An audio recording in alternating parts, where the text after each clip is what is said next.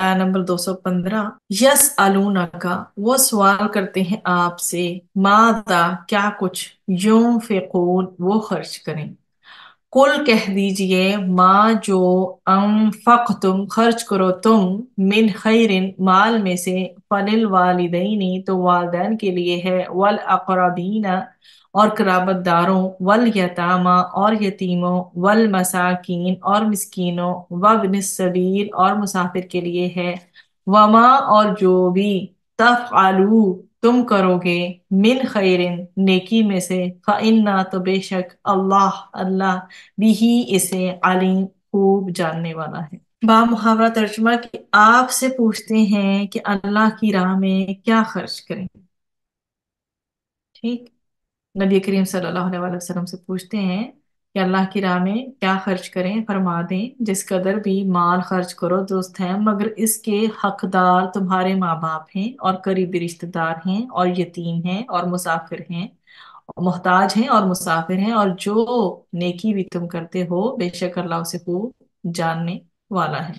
खैरिन जो होता है, ख्वा या और रॉ से है, माल, बेहतर, अच्छा, भलाई, नेक। और यहाँ जो है खैर से मुराद माल को लिया गया। ठीक है। जो बेहतर हो, अच्छा हो, ऐसा माल जो बेहतर हो, अच्छाई पर मबनी हो, भलाई, नेक कमाई। लेकिन यहाँ पर क्या, यहाँ खैर से मुराद माल है। इसके शान नजूल में आता है कि इब्न मुंज़िर ने इब्न हिब्बान से रवायत की है कि उमरो बिन जमूह जो नहायत उम्र रसीदा और बड़ा मालदार था, उसने रसूल अकरम सल्लल्लाहु अलैहि वसल्लम से दरियाफ्त किया कि हम अपने माल में से क्या खर्च करें और कहाँ खर्च करें, किन लोगों को दें। तो उस पर ये आयत नाजिल हुई। इसमें जो इसे पहले भी बातें हम पहले भी आयात पढ़ के आ चुके हैं, तो ताकीद के साथ ये बात बयान पहले भी हुई है कि कुफ्र और निफाक छोड़कर पूरी तरह इस्लाम को इख्तियार करो। फिसल में काफा हम पढ़ के आ चुके हैं। और अल्लाह ताला के हुक्म के मुकाबले में किसी की बात मत सुनो, और अल्लाह ताला की रदा के लिए जान और माल खर्च किया करो। और इस सिलसिला में पेश आने वाली हर तकलीफ और मुसीबत पर क्या करो, सब्र तहम्मुल से काम लिया करो। अब आगे अल्लाह ताला की राह में जानो माल खर्च करने की कुछ मजीद तफसील इस आयत में बयान की जा रही है, तो उसको हम देखते हैं इंशाल्लाह। यस अलून का मादा युनफिकून, तो मैंने आपके सामने जिक्र कर दिया कि सहाबी ने जो बहुत ज्यादा मालदार थे, उन्होंने सवाल किया था नबी करीम सल्लल्लाहु अलैहि वसल्लम से, तो उस पर ये आयत नाज़िल हुई जिसमें खर्च करने की जगह बता दी गई। तो ये आयत नफली खैरात के बारे में नाज़िल हुई। नबी करीम सल्लल्लाहु अलैहि वसल्लम ने फरमाया कि वालिदा पर, वालिद पर, बहन पर, भाई पर, फिर दर्जा बदर्जा करीबी अजीजों पर खर्च करें। तो ये सवाल खर्च करने वाले और जिस पर खर्च किया जाए उनके बारे में आम है, इस तरह का। तो इसमें है, कुल मा अनफक्तुम मिन खैरिन फलिल वालिदैनी वल अक़रबीना वल यतामा वल मसाकीन वबिन सबील। तो क्या है कि आप कह दो कि जो माल तुम खर्च करो वो वालिदैन के लिए है।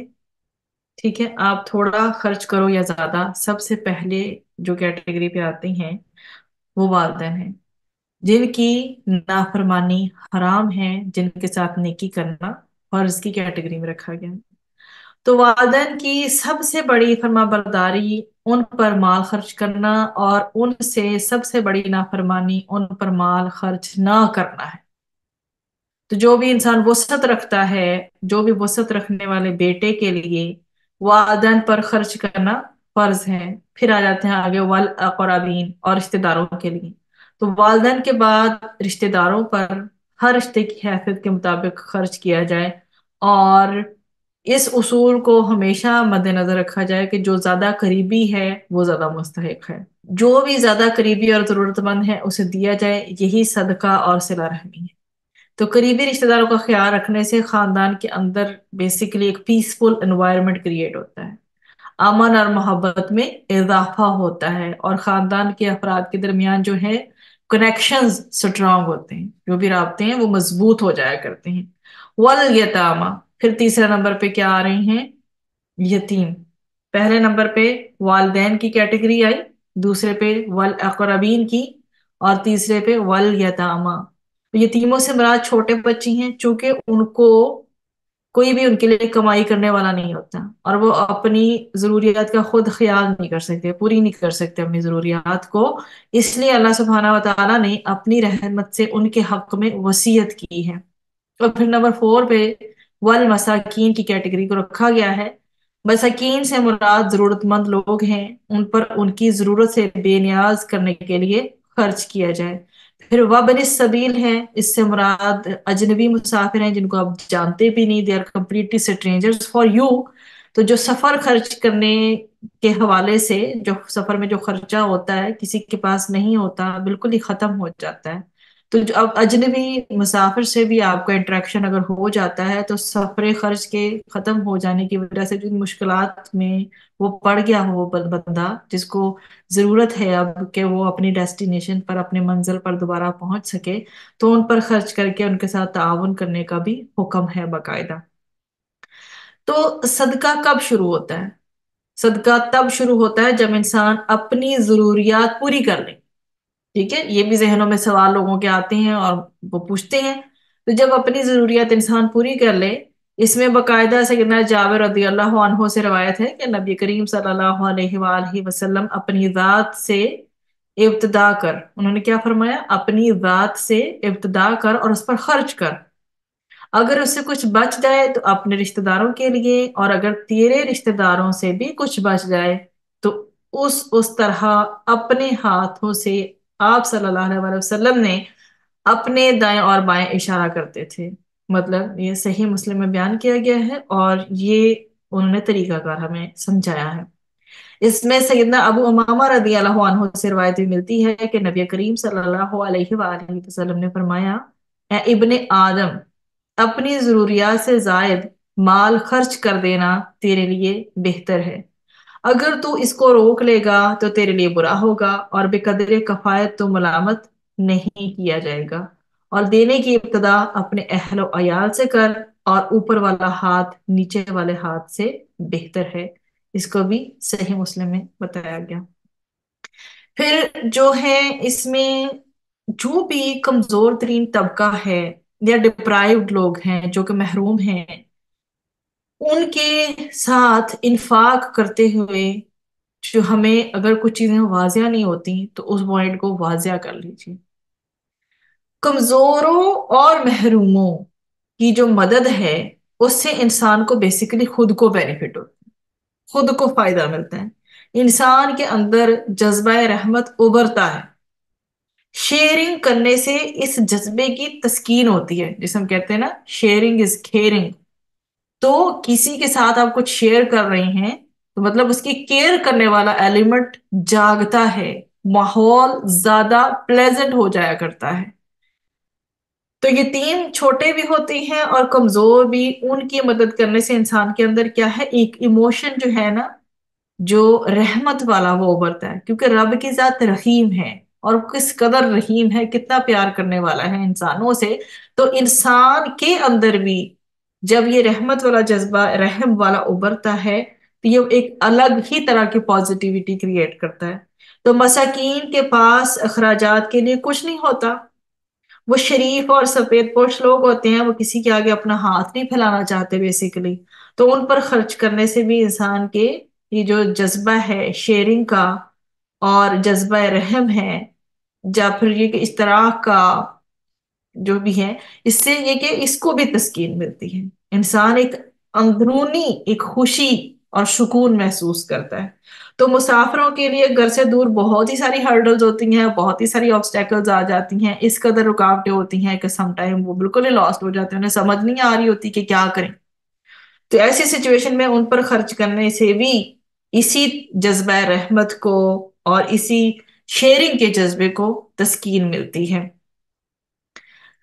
تو اس میں اس آیت میں بیسیکلی سب سے پہلے ماں باپ کے حق کو ادا کرنے پہ ایمفسس کیا گیا، اس کے بعد پھر دوسرے رشتہ داروں میں سب سے پہلے قریبی رشتہ دار، پھر اس سے دور والے کو، پھر اس سے دور والے کو، پھر یتیموں، فقیروں اور مسافروں کے ساتھ حسن سلوک کو واضح کیا گیا۔ اور تم اللہ تعالیٰ کی راہ میں جو کچھ خرچ کرو گے اللہ تعالیٰ اس سے پوری طرح باخبر ہے۔ اب آ جاتی ہے بات، یہ تو ہم نفلی صدقات کی بات کر رہے تھے، اب زکوٰۃ کا حکم آ جاتا ہے۔ تو یہ حکم زکوٰۃ سے متعلق نہیں ہے، کیونکہ اس میں ماں باپ کا تذکرہ ہے جن پر زکوٰۃ کی رقم خرچ کرنی جائز نہیں ہے۔ ٹھیک ہے، یہ پوائنٹ بھی ساتھ کے ساتھ کلیئر کر لیجئے، کیونکہ زکوٰۃ میں مال کا نصاب بھی مقرر ہے، اور جتنی مقدار خرچ کرنا فرض ہے وہ بھی رسول اکرم صلی اللہ علیہ وآلہ وسلم کے ذریعے پوری متعینہ مقرر فرما دی گئی ہے، جبکہ اس آیت میں نہ نصاب مقرر ہے نہ ہی خرچ کی مقدار کا کوئی تعین کیا گیا ہے۔ یہ ساری چیزیں نفلی صدقات کے لیے بیان کی گئی ہیں، ان میں اپنی ضروریات سے زائد مال کو خرچ کرنے کی جو ہے وہ نصیحت کی گئی ہے۔ اپنے اہل و عیال کو تنگی میں ڈال کر ان کے حقوق کو تلف کر کے صدقات کے طور پر مال خرچ کرنا بالکل بھی باعث ثواب نہیں ہے، اس بات کو بھی کلیئر کر لیں۔ اہل و عیال کو کسی قسم کی تنگی نہیں ہونی چاہیے، ٹھیک ہے؟ جو بھی ضروریات ہیں ذاتی اور اہل و عیال سے ریلیٹڈ ضروریات ہیں، جب ان کے ہٹ کے آپ کے پاس زائد مال ہے تو پھر وہ آپ صدقات کے طور پر خرچ کریں گے تو باعث ثواب ہوگا۔ ادروائز اگر اہل و عیال تنگی میں مبتلا ہو گئی ہیں اور ان کے حقوق کو پورا نہیں کیا جا رہا، ان کے حقوق کو تلف کر کے صدقات کو، جو بھی صدقات ہیں، جو مال میں سے جو بھی بچ رہے ہیں ایکسٹرا پیسے، وہ ان کو صدقات کے طور پہ خرچ کرنے سے ثواب نہیں پھر ملے گا۔ اسی طرح اگر کسی کے ذمہ قرض ہو، دوسری کنڈیشن یہ ہے، پہلے یہ کہ اپنی ذاتی اور گھر کی جو ضروریات ہیں ان کو پورا کیا جائے، کسی بھی طرح سے جو اہل و عیال ہے وہ تنگ نہیں ہونے چاہیے، اور دوسری بات یہ ہے کہ اگر کسی کے ذمہ قرض ہو اور وہ اپنے قرض سے سبکدوش ہونے کے بجائے اپنا زائد از ضرورت مال نفلی صدقات یا خیرات میں خرچ کرے تو بھی یہ بات اللہ تعالیٰ کے ہاں پسندیدہ نہیں ہے۔ انسان کو چاہیے کہ اگر اس کے اوپر قرضہ ہے پہلے اس قرضے کو اتارے۔ تو دو پوائنٹس آیت میں سے نکلتے ہیں پریکٹیکل لائف سے ریلیٹڈ، جو کہ بہت ضروری ہیں یاد رکھنا، کہ اپنی ذاتی ضروریات، اہل و عیال کو کسی لحاظ سے تنگی نہ ہو، پھر جو مال بچ رہا ہے وہ راہ خدا میں صدقہ کریں، یا جو بھی یہاں پہ جن فیکٹرز کو انوالو کیا گیا، جن جن لوگوں کو کہا گیا، گروپ آف پیپل کو، ان کے مطابق۔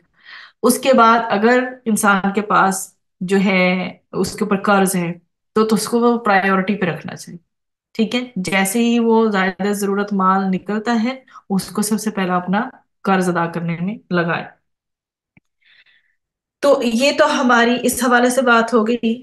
اس میں خرچ کرنے کی ان جگہوں میں جو جہاں کے مطلب جو غلط چیزیں ہیں، مطلب سم ٹائم دیواروں پر اتنے ہیوی لوگ پردے لگا لیتے ہیں، یا پھر ایسی جو ہے نا تصویریں جو ہیں وہ لگاتے ہیں، اور مطلب ایسی جو شریعت کے دائرے میں سے نکل جاتی ہیں، خرچ کرنے کی جگہیں ہیں جو بتا دی گئی ہیں اس میں، ٹھیک ہے؟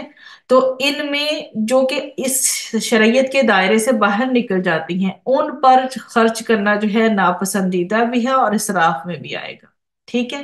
تو ناپسندیدہ اخراجات ہماری زندگی کا جو کہ حصہ بن گئے ہیں تو ہمیں ان سے اب نفرت بھی نہیں رہی۔ تو وہ چیزیں جو کہ جیسا میوزک ہو گیا، ٹھیک ہے، اس پر پیسہ خرچ کرنا حرام ہے، چاہے کوئی ضرورت مند ہی کیوں نہ ہو اور وہ اپنی گٹار سے بجا کر ہی روزی کیوں نہ کماتا ہو، آپ اس کی ہیلپ اس معاملے میں کرنے سے اوائڈ کریں۔ پھر ہے جی ہمارا وَمَا تَفْعَلُوا مِنْ خَيْرٍ فَإِنَّ اللَّهَ بِهِ عَلِيمٌ۔ تو جو بھی بھلائی تم کرتے ہو، وما تفعلوا من خیر، اور جو بھی تم بھلائی کرتے ہو اللہ تعالیٰ نے جو ہے اس کا بتا دیا ہے کہ جو تم دوسروں پر خرچ کرتے ہو سب خیر کے کام، ٹھیک؟ فَإِنَّ اللَّهَ بِهِ عَلِيمٌ، تو اللہ تعالیٰ انفاق سے بھی باخبر ہے، اس کے مقصد سے بھی باخبر ہے، اس کی نیت سے بھی باخبر ہے، ٹھیک؟ کہ اللہ تعالیٰ کو نظر آ رہا ہے کہ آپ یہ کام بھلائی کے لیے کر رہے ہیں، جو بھی آپ یہ کام کر رہے ہیں، چاہے ڈھکے چھپے، اعلانیہ یا ظاہری طور پر، سب خیر کے کام اللہ کو معلوم ہے۔ پہلا سٹیپ تو یہ ہو۔ دوسرا سٹیپ یہ ہے کہ اللہ تعالیٰ آپ کے انفاق سے بھی باخبر ہے، اس مقصد سے بھی باخبر ہے کہ پیچھے انٹینشن آپ کی کیا چھپی ہوئی ہے. یہ نہ ہو کہ دل میں کچھ اور ہو کہ مجھے شہرت ملے، تو ایسے صدقے کا پھر کیا فائدہ ہوگا. تو اللہ تعالیٰ کیا ہے؟ اللہ تعالیٰ علیم ہے. وہ اندر کی چھپی جو نیتیں ہیں، سینوں کے چھپے بھید ہیں، ان کو بھی جانتا ہے. اس لیے یہ انفاق ہرگز ضائع جو ہے نہیں ہوگا. تمہیں اس خرچ کا بدلہ ملے گا اگر تمہاری نیت خالص ہوگی. جتنی زیادہ نیت خالص ہوگی اتنا زیادہ اجر میں اضافہ ہوگا. اللہ تعالیٰ نے بھلائی کے اوپر بھی خرچ کرنے پر اپنی صفت علیم پہ ایمفسس کیا ہے. اللہ تعالیٰ نے علم کی وجہ سے انسان کو اطمینان، مطلب جب انسان کر رہا ہے کوئی نہیں دیکھ رہا، چھپ کے کر رہا ہے، تو جب انسان کو یہ شعور ہوتا ہے کہ اللہ تعالیٰ کو علم ہے میری اس کام کا، نا جو میں خیر کا کر رہا ہوں، تو انسان کو ایک عجیب طرح کا اطمینان نصیب ہوتا ہے. اور بھی زیادہ وہ خوشی محسوس کرتا ہے کہ یہ کام میں نے خالصتاً اللہ کے لیے کیا ہے. اور اجر کا اس کو یقین بھی ہوتا ہے، جس کی وجہ سے خرچ کرنا ہے ایسے انسان کے لیے اور بھی زیادہ آسان ہو جاتا ہے. تو اللہ سبحانہ و تعالیٰ نے کیا واضح فرمایا ہے کہ وہ تمہاری ہر نیکی کا علم رکھتا ہے.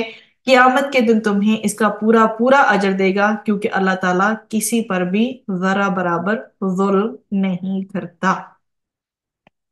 جو بھی کچھ ہم نے پڑھا ہے، اللہ سبحانہ و تعالیٰ اس پر ہمارا شرح صدر کرے، اور وہ تمام باتیں جو اللہ تعالیٰ کو ناپسند ہیں اللہ تعالیٰ ہمیں ان سے بچائے. اللہ تعالیٰ ہمیں خیر کے وہ تمام کام کرنے کی توفیق دے جس کو کرنے سے انسان اللہ تعالیٰ کے قریب ہوتا ہے، کیونکہ وہ علیم ہے، وہ رحیم ہے، وہ کریم ہے. تو اللہ سبحانہ و تعالیٰ ہم سے قبول و منظور فرما لے اس راستے پہ چلنے والی تمام ایفرٹس کو. اللہ سے دعا ہے کہ وہ ہمیں دنیا کی تمام بھلائیاں عطا فرمائے، دنیا و آخرت کی تمام بھلائیاں عطا فرمائے، اور دنیا آخرت کی تمام برائیوں سے ہمیں بچائے. آمین. اللہ تعالیٰ ہمیں ہر قسم کی آزمائش سے بچائے، ہمارے لیے آسان حساب ہو. اللہم حاسبنا حسابا یسیرا. آمین. سبحان ربک رب العزت عما یصفون وسلام علی المرسلین والحمد للہ رب العالمین.